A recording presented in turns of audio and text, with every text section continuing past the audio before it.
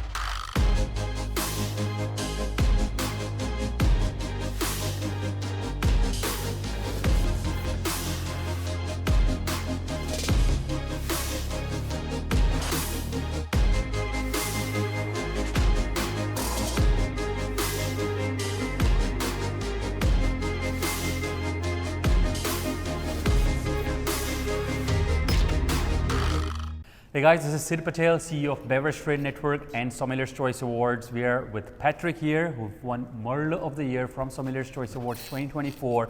We're going to taste on the wines, and what better way to go about this with the winemaker here. Patrick, thanks for having us here. Sid, thank you for coming by to visit, and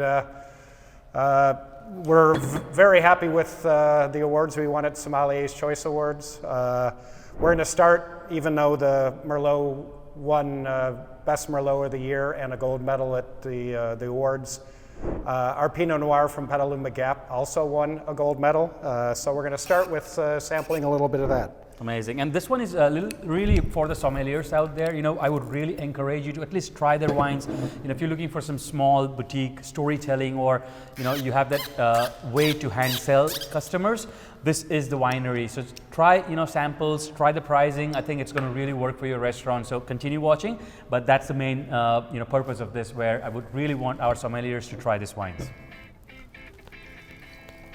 Our 2021 Pinot Noir is from Petaluma Gap. Most people are really familiar with Russian River and Sonoma Valley, but Petaluma Gap is really unique in the sense that it's got this channel through the hills in Sonoma where the winds come off of the Pacific and get channeled right up into Petaluma Gap, and the climate there is cool, just like Russian River, and the soil there is beautiful because it's up on a hillside, up maybe 800 feet up above sea level. The grapes get a lot of hang time. There's a lot of character into the grapes that are produced in Petaluma Gap, and it's really a up-and-coming AVA area that is kind of a hidden gem. Superb. Pinot Noir is my favorite as well. So thank you. That's Lovely. why it was hard for me to say no. Right. So what are the typical, typicity or characteristics of Pinot Noir from, Petaluma? It's kind of similar to Russian River. Again, it's a colder climate. Pinot Noir is a very fickle grape. It really needs a colder climate to thrive in. It can get overly cooked in climates that are too warm. That's why in Napa Valley most of the Pinot comes from Los Caneros, because it's down on the southern end and gets cool breezes coming up through San Pablo Bay there and up from San Francisco Bay. And the rest of the valley is too warm for it. So that's why most of the prime Pinot Noir growing areas are in Sonoma, where you're getting a lot of the cool breezes coming over from the Pacific into the valley there. A lot of it also is stylistically what you're trying to make. Our Pinot Noir, the Stritch, is kind of like its namesake. It's a bit bolder, there's a lot more complexity, a lot more depth. It's not your average light Pinot Noir where you can get a lot of those from other growing regions. It is a big Pinot Noir. It's kind of calm right now because it's pre-harvest, calm before the storm. Another month from now and there'll be a whole lot of stuff going on. Behind me are the fermentation tanks. Once we bring the grapes in and process them through the destemmer crusher, they'll go into the tanks. There's a lot of modern technology at this facility. It's brand new, state-of-the-art. And if we want to come over here, I can show you some of the technology that we have going on. There's pumps at the bottom of each of these tanks that allows you to pump the grape juice over on top of itself during pre-fermentation, cold soak, and then during fermentation. The tanks are also equipped with pulse air systems, which allow you to pump bursts of air bubbles through the grapes, and also through the cap once fermentation is started, which allows the yeast to thrive and not get stressed, which avoids producing off flavors and off compounds. Cheers. Cheers. Thank you.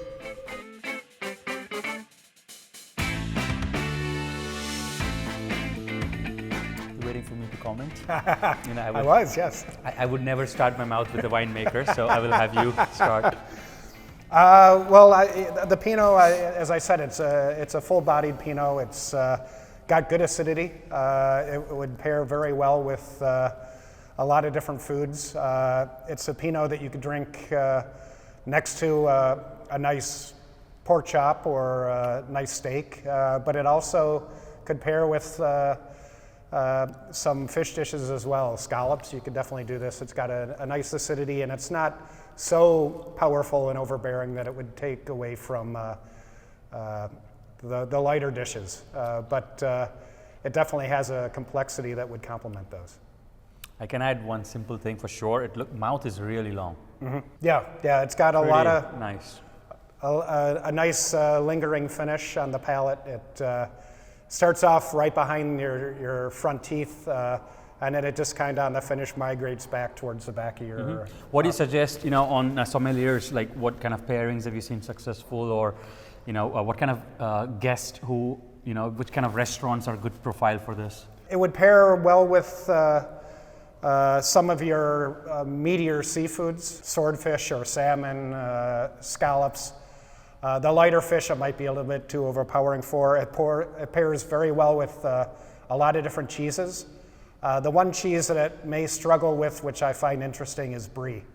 If you like brie, you'll love this wine because it amplifies the brie-ness by 3 or 4 times. It really makes brie really brie. But if you're not a big brie fan, then I would kind of avoid brie with this. But other than that, it pairs really well with both the softer goat cheeses and some of your harder cheeses, some of the Dutch goudas and some of the French cheeses as well. So, and then, as I said, right into steaks and your chops, and pair very well with those. It's not going to be the same pairing as Merlot or Cabernet. It's definitely for the lighter wine connoisseur, but it definitely would stand up to those.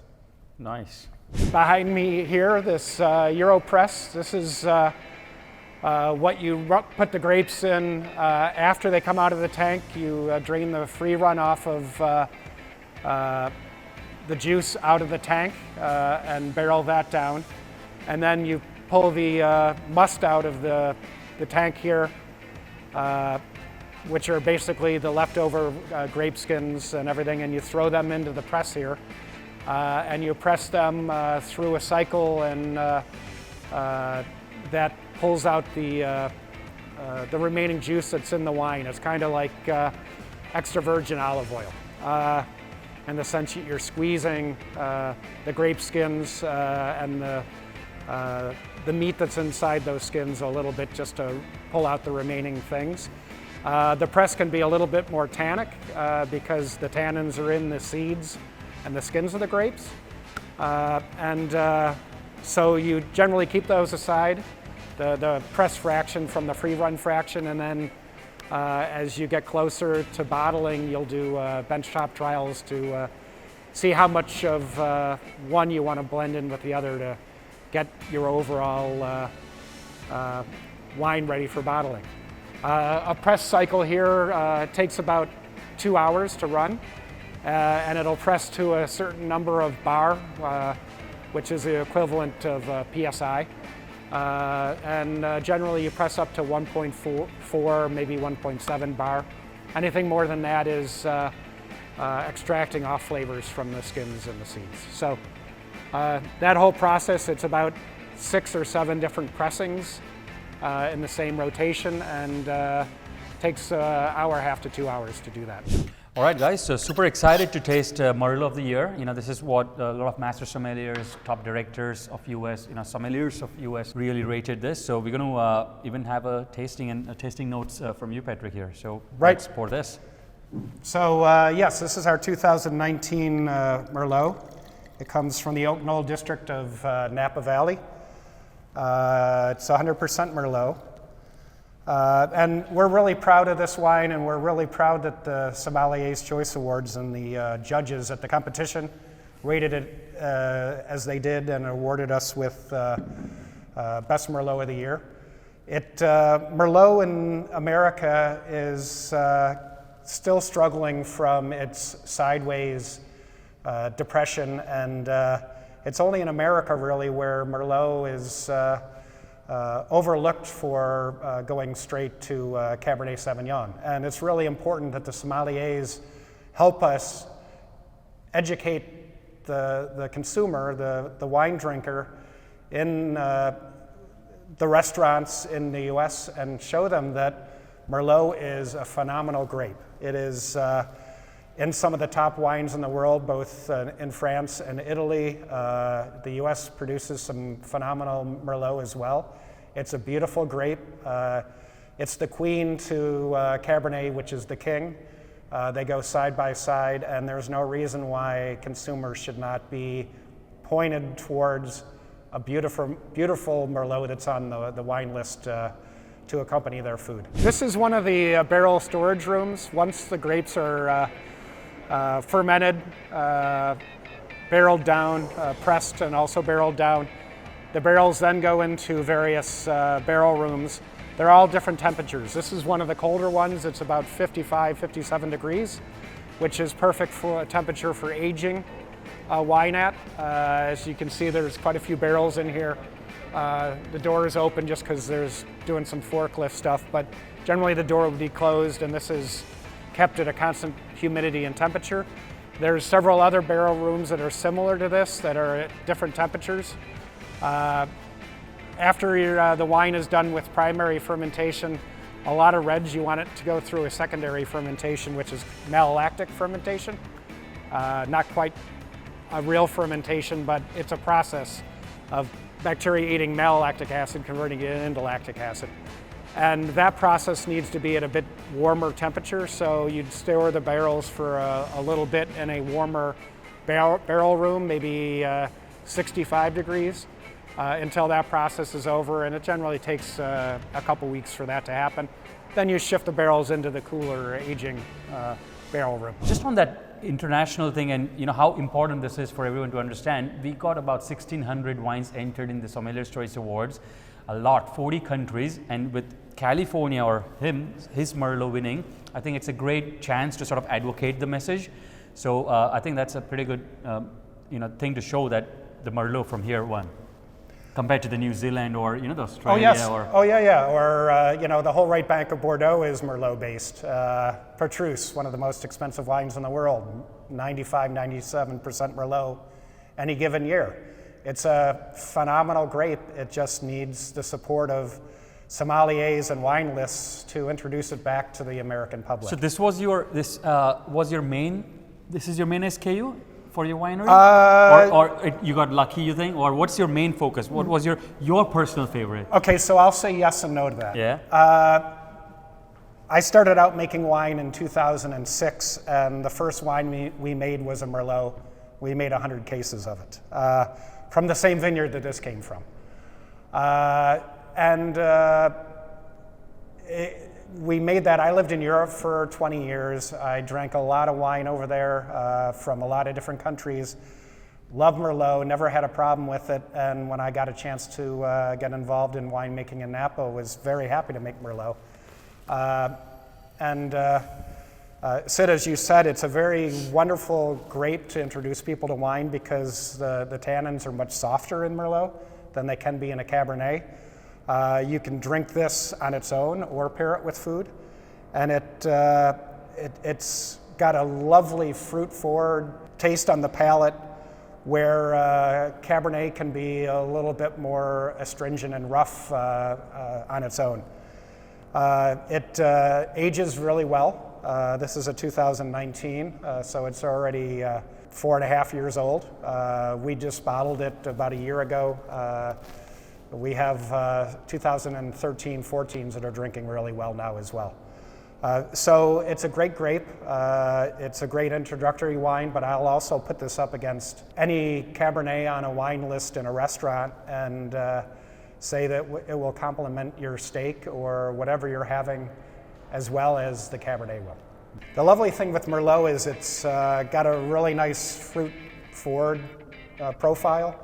So it's 100% dry, there's no residual sugar in this, but the fruitiness of it really makes it taste like you're eating fruit right off the vine. Yeah.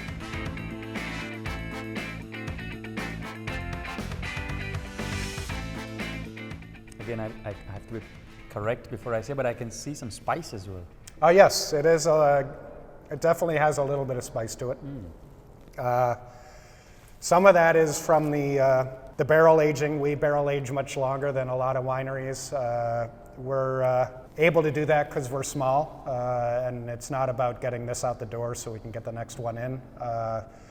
So while a lot of wines, Cabernet, Merlot, any of the bigger reds are aged 18 to 24 months, we're generally 36 to 48 months in barrel, and it helps develop the tannins, and it's extracting these flavor profiles out of the wood, the oak of the barrel. We're still much more about the fruit, about the grape, than we are about the oak barrel. So most of the wines that we make are aged in neutral French oak, but there is a little bit of new oak in there just to give it some tannin structure and to give it a little bit of spiciness. But you still get in those dark black currants, boysenberry, the blackberry, that's definitely got those dark fruits in it on the palate.